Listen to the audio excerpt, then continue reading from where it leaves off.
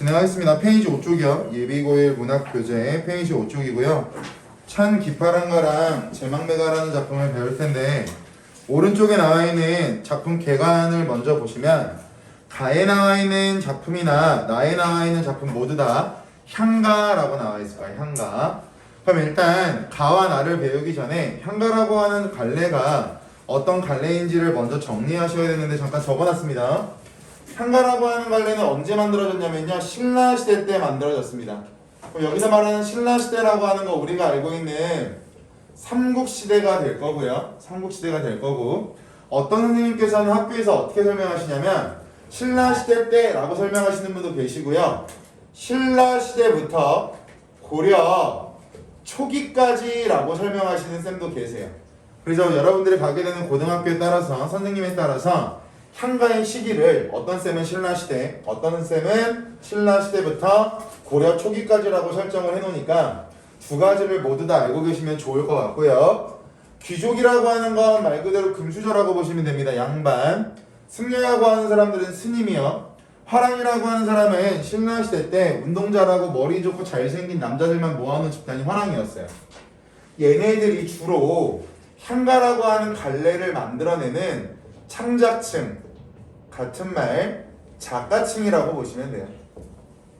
창작층, 같은 말 작가층. 그러면 향가라고 하는 갈래를 누가 만들었는지도 개념 부분을 가지고 공부하시면 특이사항 없으실 거고, 중학교 때 한 번쯤은 보셨을 겁니다. 우리가 지금 사용하고 있는 한글이라고 하는 글자는 조선시대 때 만들었어요. 그럼 이 당시에는요, 당연히 한글이 없었을 테니까 이때는 어떻게 활용했냐면 다른 나라 글자라고 말하는 한자의 음과 뜻을 빌려 적는 방법을 향찰이라고 설명을 합니다. 그래서 다른 나라의 글자를 빌려 적는다, 얘를 뭐라고 하냐면 고등학교 올라가면 처음 나와요. 고1 때 차자표기법이라고 설명하는데, 여기 복잡하게 생각하지 마시고요. 차라는 글자는 빌리다라는 뜻이고요, 자라는 글자의 뜻은요, 글자입니다. 즉 다른 나라 글자를 빌려서 표기하는 방법을 차자표기법이라고 하는데, 향가라고 하는 건 향찰표기법을 사용했다라고 해도 맞는 말이고요, 차자표기법을 사용했다라고 해도 맞는 말입니다. 같은 뜻이라고요. 차자표기법이 향찰표기법을 포함하고 있는 거라고 보시면 돼요. 차자표기법 안에는 구결이라고 하는 것도 있고 이두라고 하는 것도 있고 향찰이라고 하는 것도 있어요. 그래서 학교 선생님들께서 향가는 향찰을 사용한 거야 라고 해도 맞는 말이고, 향가는 차자표기법을 사용한 거야 라고 말해도 맞는 말이라고요. 개념 잡으시고 그 다음 넘어가겠습니다. 창작한 우리나라 고유의 정형시가라고 나와 있는데, 시가라고 하는 말은 간단하게 시라고 기억하시면 돼요. 시. 우리가 알고 있는 현대시, 일반적인 것들. 정이라고 하는 글자의 뜻은 정해져 있다. 형이라고 하는 글자는 형식입니다. 즉 정형시가라고 하는 건 형식이 정해진 시를 정형시가라고 설명을 해요. 그래서 만약 정형시가라고 하는 타이틀이 나오면 시험 문제에서 형식적인 특징을 물어볼 수밖에 없다라고 보시면 돼요. 그래서 이 부분은 암기를 하셔야 효과적인 학습이 되시겠죠. 그런데 이러한 향가는 총 4가지 종류가 있어요. 4구체, 8구체, 19체 향가라고 하는 게 있는데, 가와 나를 보시면 가와 나는 모두 다 19체 향가라고 나와 있을 겁니다. 거기서 이 구체라는 두 글자 있죠.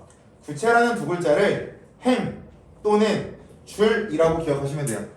그럼 4구체 향가는요 4행짜리 또는 4줄짜리, 8구체 향가는요 8행짜리 또는 8줄짜리, 19체 향가는 10행짜리 또는 10줄짜리가 될 거야. 그럼 지금 가와 나의 행수를 세보시면요 총 10줄이 나와 있을 겁니다. 그래서 가와 나가 19체 향가에 들어간다라고 보시면 돼요. 그래서 구체라고 하는 말이 무슨 뜻인지 가볍게 말씀을 드렸으니까 특이사항 없으실 거고, 상식적으로 4줄 쓰는 게 쉬울까 10줄 쓰는 게 쉬울까?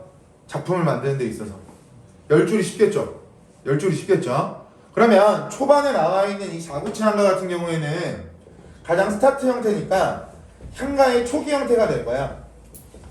사람들이 처음에는 만들기가 굉장히 어려웠을 테니까 4구체 향가를 바탕으로 이야기를 하기 시작했을 거고, 시간이 지나면서 나오는 이 19체 향가라고 하는 부분이 시험 문제 단골입니다. 현재 오늘날까지 전해지는 4구체 한가는요 총 4개밖에 없어요. 8구체 한가는 2개밖에 없고요.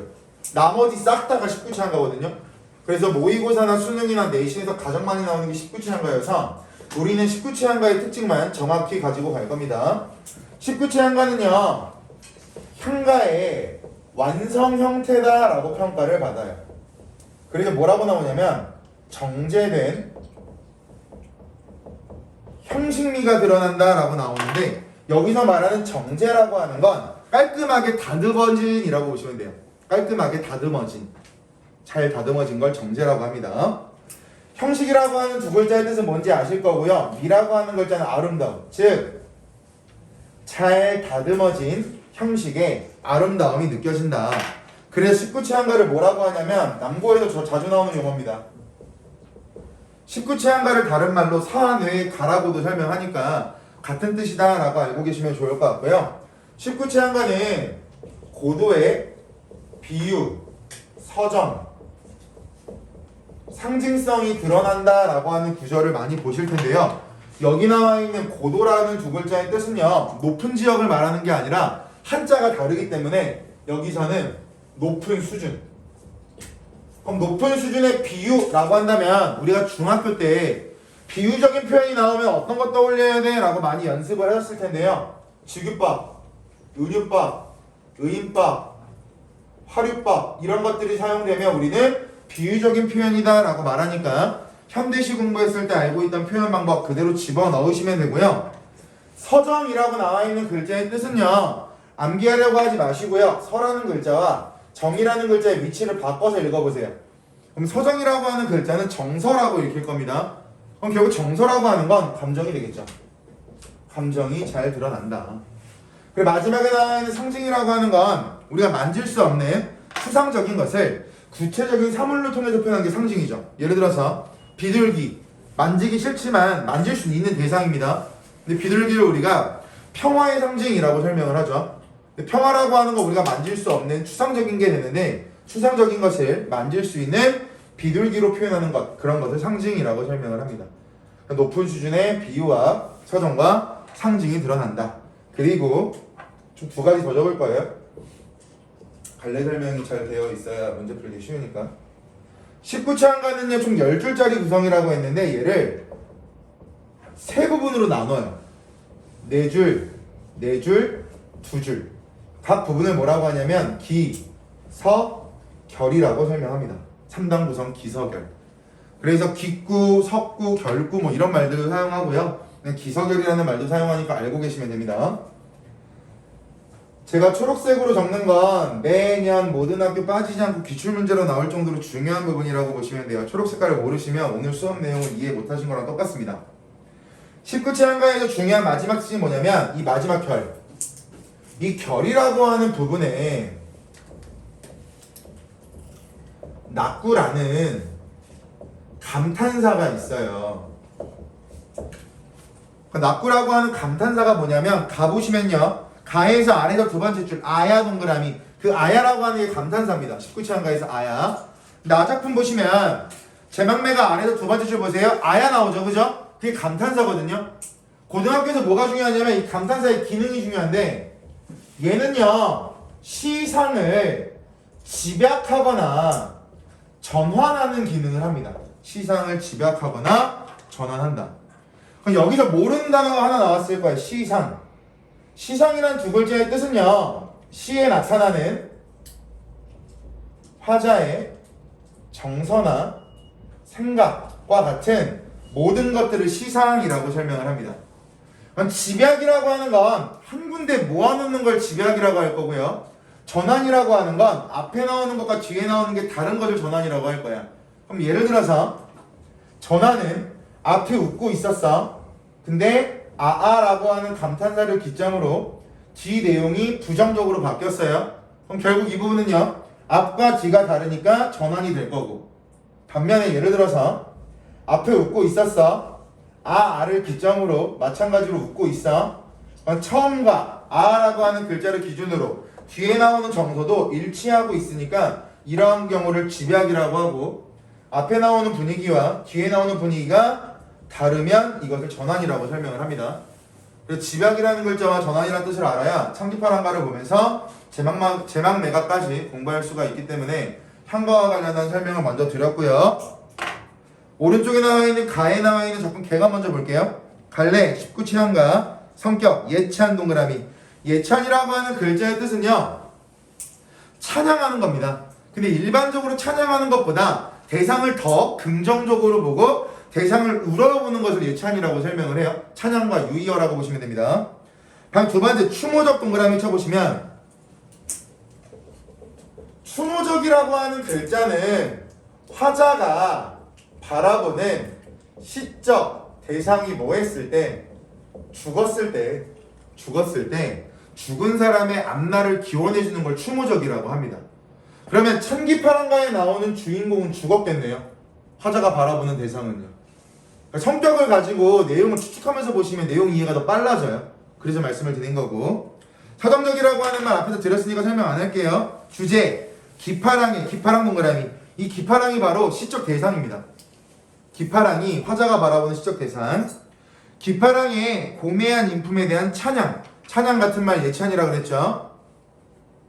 특징 1번 절반 19채 향가 1, 2, 3, 4번 특징 정리했던 2번이 그대로 나와 있습니다. 고도의 비유와 상징. 그러면 공부를 똑똑하게 하는 친구들은요, 19채 향가 특징을 외워놓고 얘가 19채니까 1, 2, 3, 4번이 다 드러난다라고 적용시키겠죠.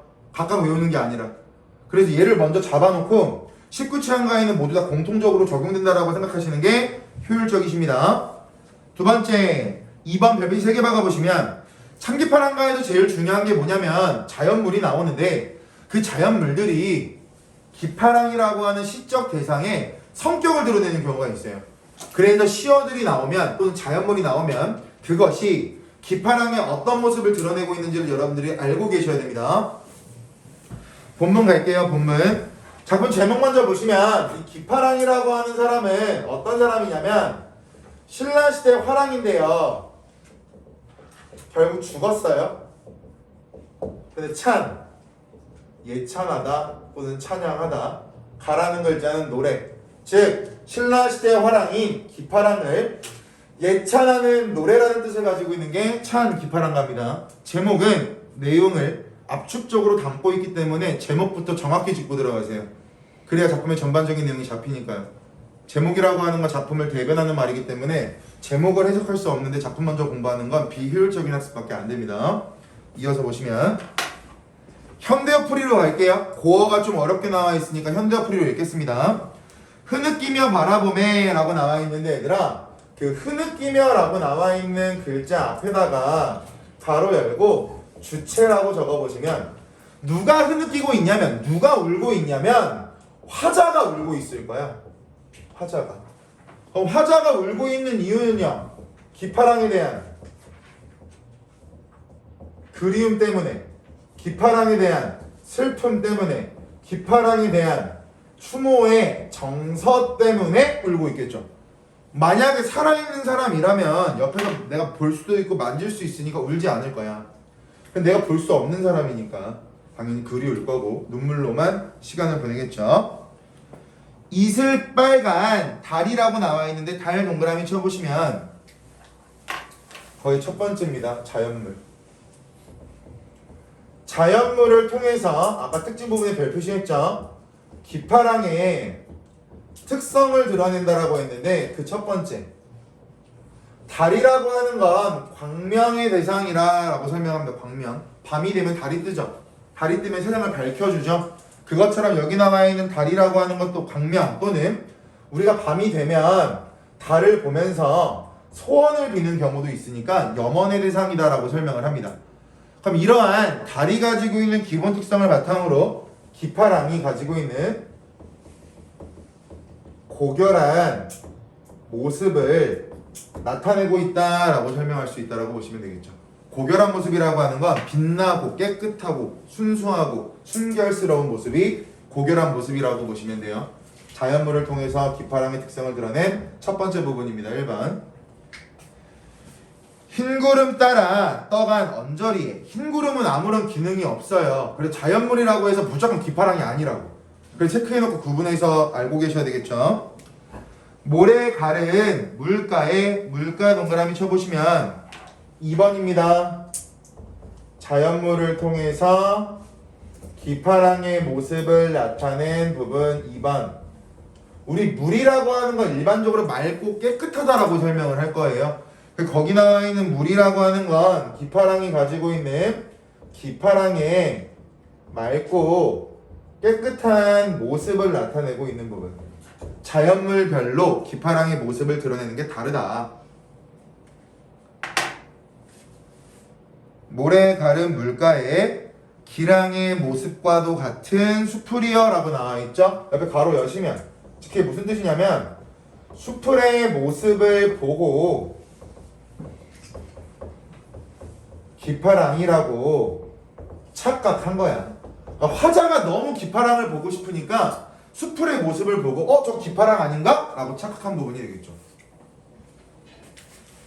이론에라고 나와 있는데 이론에라고 하는 글자 밑줄 쳐보시면 그 이론에라고 하는 글자는 얘들아 강 이름이에요. 한강, 북한강, 남한강 이런 것도 강 이름입니다.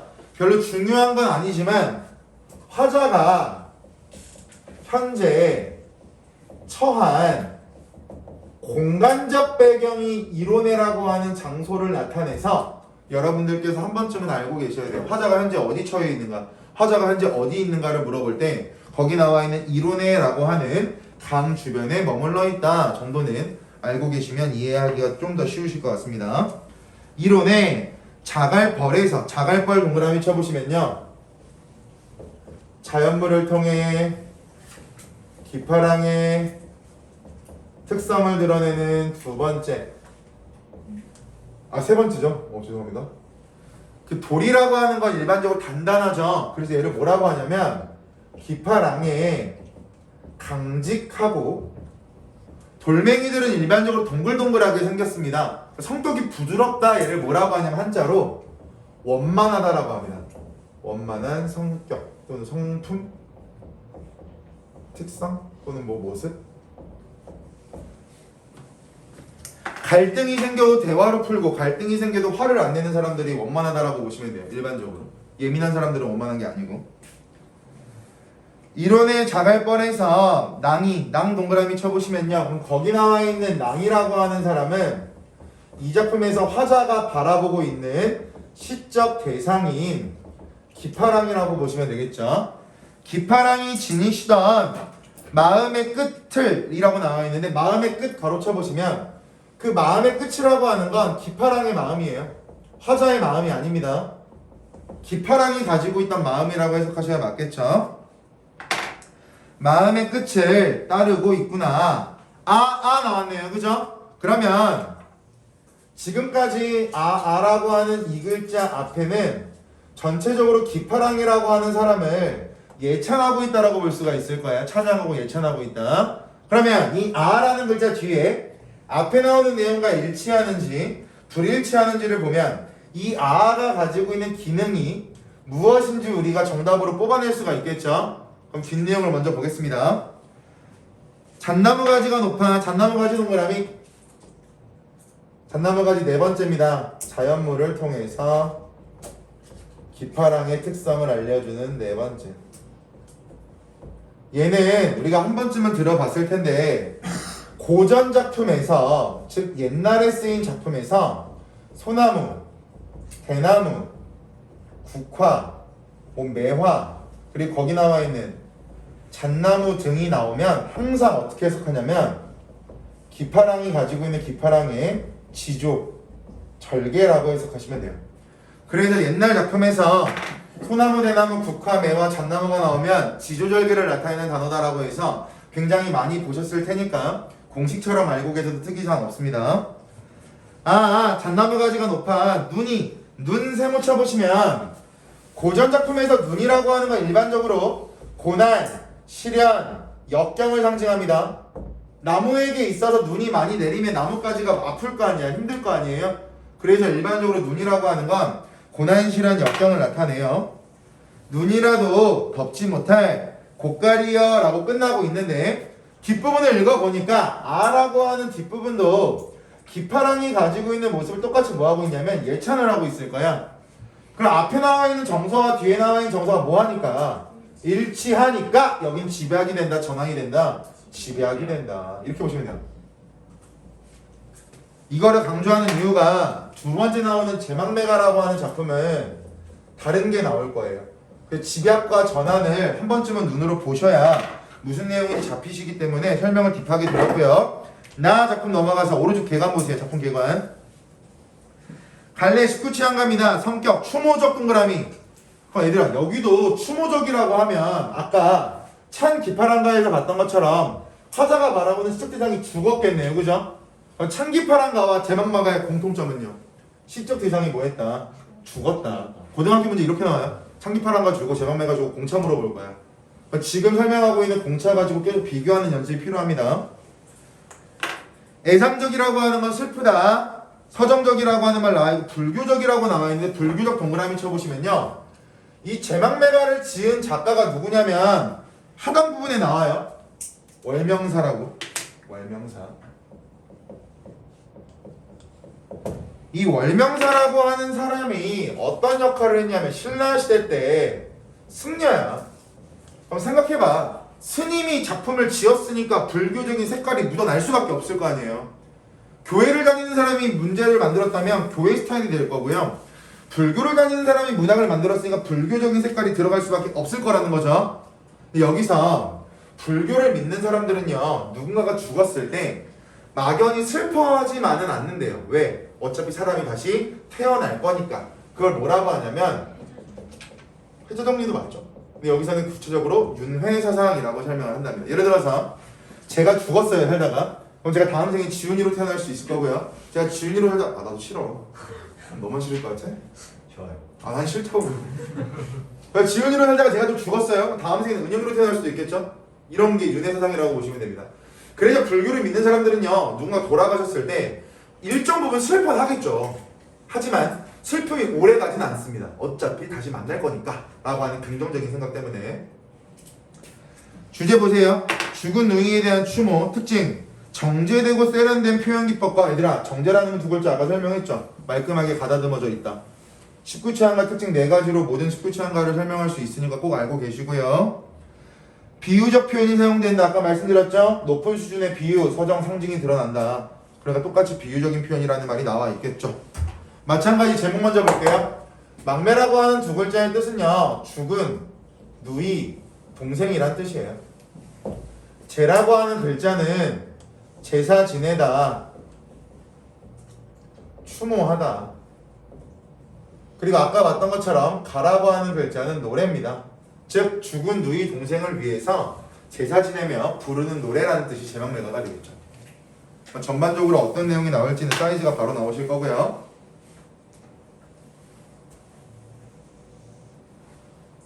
한 타임에 이거 다 해야 되니까 스피드가 너무 없네요. 근데 야 은영아 우리 이거 은영이가 안 들었으니까 여기 와 있겠지? 저 한가 설명까지는 들었어요. 진짜로? 그럼 하나 들었어야 되는데 내가 한가 설명만 하고 수업 안 했어? 놀았어 그때? 앞에 거 하고? 오케이. 알겠습니다. 생사기른이라고 나와 있는데 얘들아 쪼개서 볼게. 생이라고 하는 글자는 이승 또는 삼. 지금 우리가 살고 있는 게 생이죠. 사라고 하는 글자는 저승 그리고 죽음입니다. 그럼 예를 들어 생각을 해볼게요. 제망매가는 그림으로 좀 이해하시는 게 좋아요.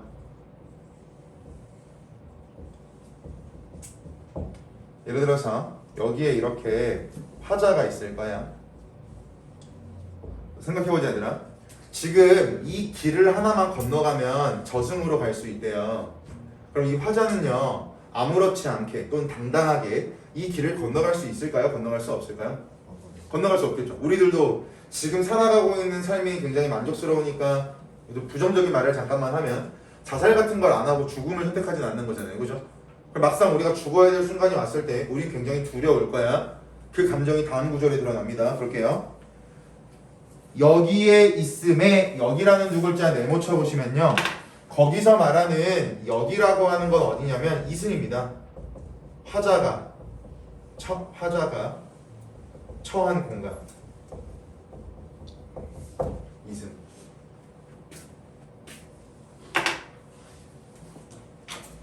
여기에 있으면 밑줄 머뭇거리고 화자가 머뭇거리는 이유는 뭘까? 여기다 알 수 있는 화자의 정서는요. 잘 봐. 여기 있는 화자가 저승으로 가는 길을 앞에 두고 여기서 머뭇거리고 있대요. 그 이유는요. 그렇죠. 두려움. 내가 한 발자국만 내디디면 죽는데요. 그럼 두렵겠죠. 발을 움직이지 않고 가만히만 있겠죠.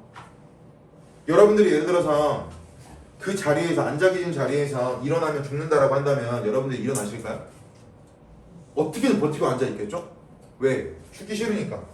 죽음이 두려우니까. 그래서 화자가 느끼는 정서와 우리가 알고 있는 정서가 일치한다. 같다라고 보시면 됩니다. 그 다음 나는 간다는 말도라고 나와 있는데 여기는 칠판에 적어놓고 설명 도와드릴게요. 나는 간다는 말도 못다 이루고 어찌 갑니까? 본문 보기 전에 여러분들이 그 교재에 표시해야 될 게 있는데 나는이라고 하는 글자 앞에다가 큰 따옴표, 간다라고 하는 글자 뒤에 큰 따옴표 적어놓은 볼까요? 여기서 말하는 이 말이라고 하는 건 누가 한 말이냐면 얘들아 죽은 누이 동생의 말이라고 보시면 되고 유언과 같은 느낌. 그럼 얘들아 힌트를 다 드렸습니다. 우리가 중학교 때부터 시에서 나라는 글자가 나오면 무조건 뭐라고 했냐면 시적하자 시적하자 시적하자라고 했어요. 그죠? 하지만 나는 간다. 지금 나 이제 곧 죽어. 나 이제 저승으로 갈게라는 말이 유언이라고 했잖아. 그럼 여기서의 나를 시적하자라고 해야 돼? 시적 대상이라고 그래야 돼? 그렇죠. 시적 대상. 이게 왜 중요하냐면 뒤에는 시적 화자가 나와요. 시적 화자가 뒤에는 나와요. 그렇기 때문에 시적 대상과 시적 화자 기억, 니은 밑줄 쳐놓고 비교하는 문제가 나와서 여기 나와 있는 나가 시적 대상인 죽은 누이 동생이다라고 하는 것을 여러분들께서 정확히 알고 계셔야 됩니다. 근데 잘 봐. 나는 간다는 말도 밑줄 못다 이루고 어찌 갑니까? 유언했다, 유언하지 못했다. 못했다. 그럼 유언하지 못할 정도로 바빴을 수도 있고요. 유언하지 못할 정도로 갑자기 죽음이 찾아왔을 수도 있겠죠. 그죠? 화자의 입장은요. 정서는요. 안타깝겠죠. 슬픔이 느껴지겠죠. 예를 들어서 사람이 100살까지 살 수 있다라고 가정을 했을 때 99살까지 산 사람이 계시다고 가정을 해볼까요? 그 사람은 죽음을 앞두고 후회가 있을까? 어차피 1년 뒤에 죽잖아. 그죠? 그럼 그 사람은 상대적으로 행복하게 살았다. 나는 이제 살 만큼 살았으니까 죽어도 괜찮아 라고 죽음을 담담히 받아들일 거야. 그죠? 그러면서 죽기 전에 주변 사람들 좋은 말들을 해주면서 유언을 하면서 인생을 정리할 텐데 이 작품을 보고 있는 시적 대상은 유언도 못할 정도로 갑자기 죽었다라고 할 수 있으니까 얼마나 슬픔이 클 수밖에 없겠냐는 거죠. 그 다음 어느 가을이라고 나와 있는데 거기부터는 그림을 잠깐 하나만 그릴게요.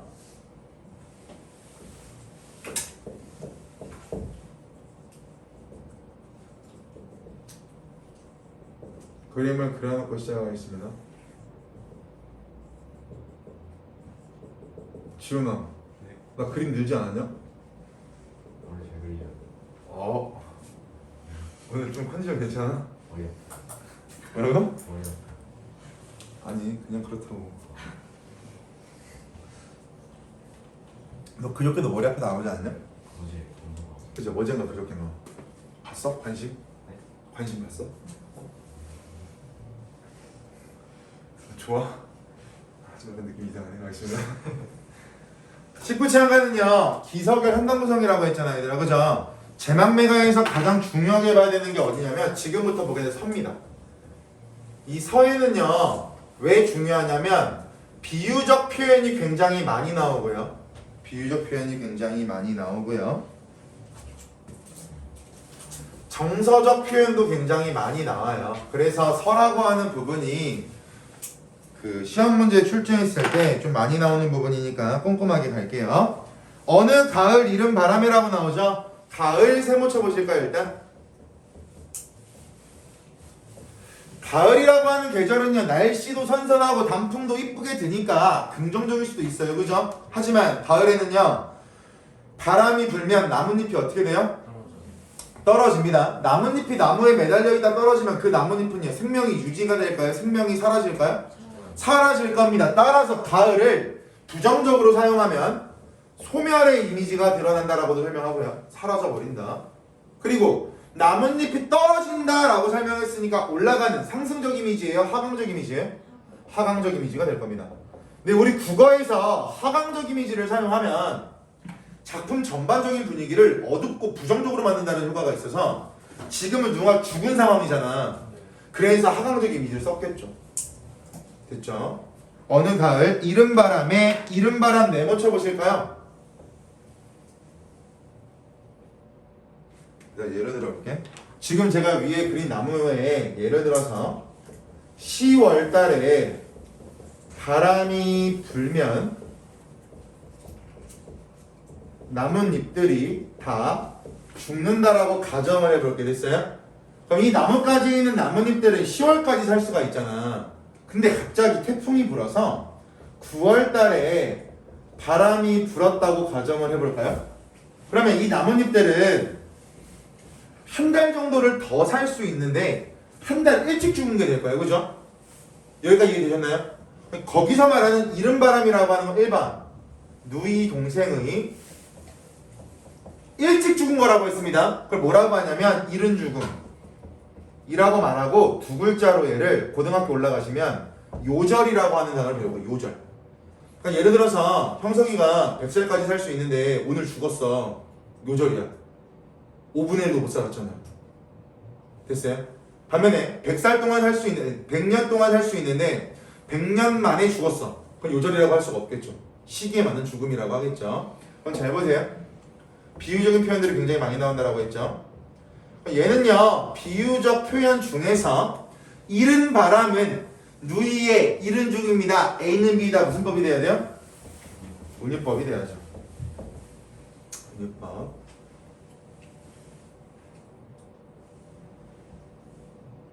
이른 바람에 여기저기에 여기 네모쳐보자. 떨어질 입처럼.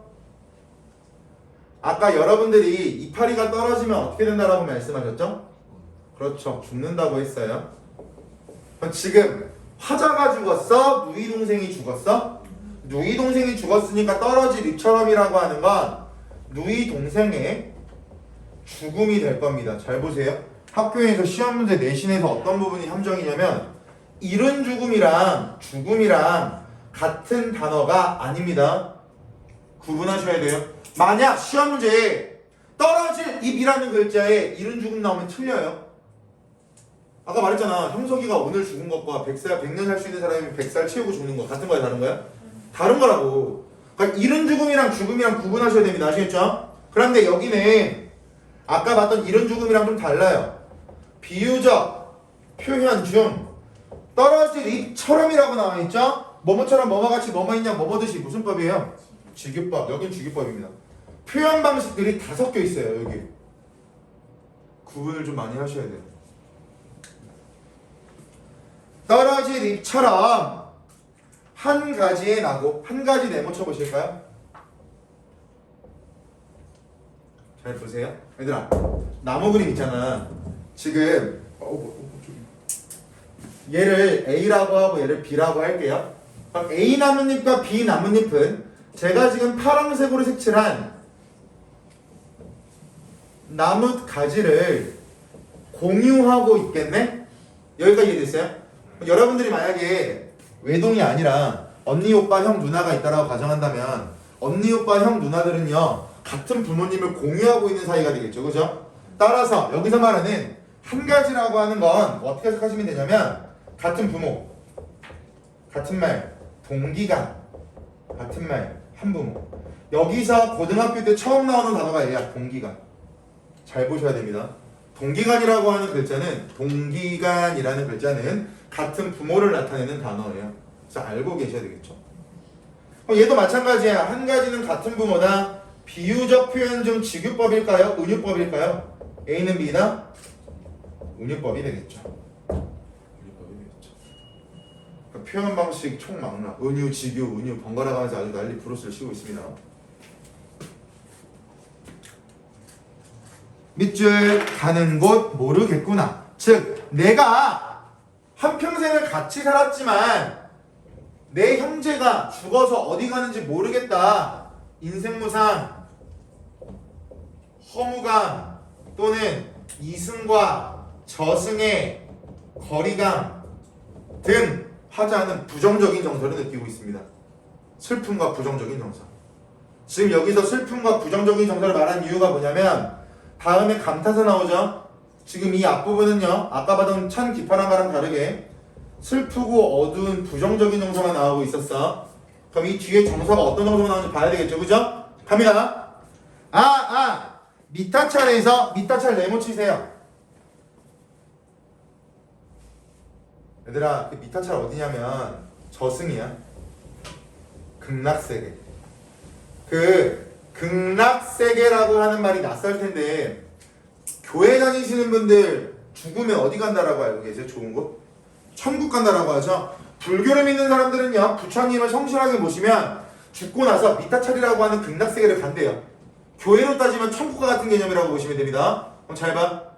제가 아까 여기가 어디라고 했죠? 이승이라고 했죠. 시험 문제 첫 번째. 위 작품에는 공간상 대비가 나타난다. 맞는 말일까요? 틀린 말일까요? 맞는 말.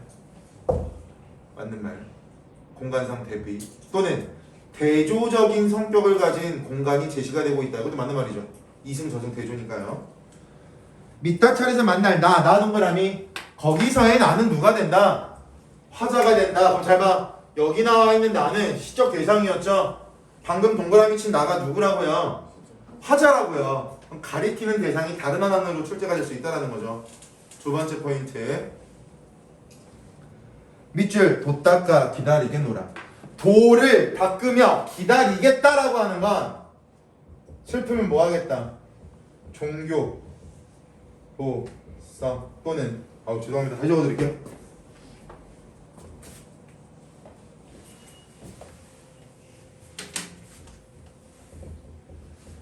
종교에 대한 믿음을 바탕으로 슬픔을 극복하겠다는 극복 의지가 드러나는 부분이 되겠죠. 나 부처님 모시면서 어떻게든 슬픔 극복해 볼게. 나 더 이상 슬퍼하지 않고 한번 버텨볼게 라고 말하면서 끝나는 부분이 되는데 아라고 하는 두 글자를 기점으로 그럼 뒤에는 단순히 슬퍼하고 있어 의지를 다지고 있어 얘들아? 의지를 다지고 있으니까 파이팅하자라고 하는 제스처가 될 겁니다. 그럼 아라고 하는 감탄사를 기점으로 앞과 뒤에 정서 일치한다 불일치한다? 불일치한다. 그럼 집약이야 전환이야? 여긴 전환이죠. 이렇게 한다. 앞과 뒤가 다르니까 전환이 된다고. 그리고 성수나 성수랑 어디였지? 신서우 성수랑 두 개 학교에서 작년에 나온 기출문제 중에 하나가 뭐냐면 근데 우리 이거 중학교 때 요즘에 문법이 많이 축소돼서 여러분들은 문법 이걸 안 들었을 수도 있는데요. 거기 기다리겠노라에서 이 get이라고 하는 녀석의 기능이 있어요. 선어말함이라고 하는 것까지 지금 설명할 건 아니고요. 그냥 get이 가지고 있는 기능에 대해서 말씀을 드리면 get은요 미래, 추측, 의지, 가능성을 표현하는 역할이 있어요. 이 get이라고 하는 글자가 무조건 미래를 나타내는 게 아니라고. 미래, 추측, 의지, 가능성. 그럼 지금 보고 있는 제막매가에서는 미래, 추측, 의지, 가능성 중에 어떤 게 될까요? 의지가 되겠죠. 의지. 다음 중 get의 쓰임과 다른 하나는 이런 식으로 예문 5개 준 다음에 get이 가지고 있는 의지적인 기능을 물어보는 문제도 출제가 됩니다. 실제 학교에서요. 그래서 그 부분까지 알고 계셔야 제막매가에 대한 구멍 없이 한 편의 시스템이 끝난다고 보시면 되겠죠. 되었죠? 여기까지가 제막매가였습니다.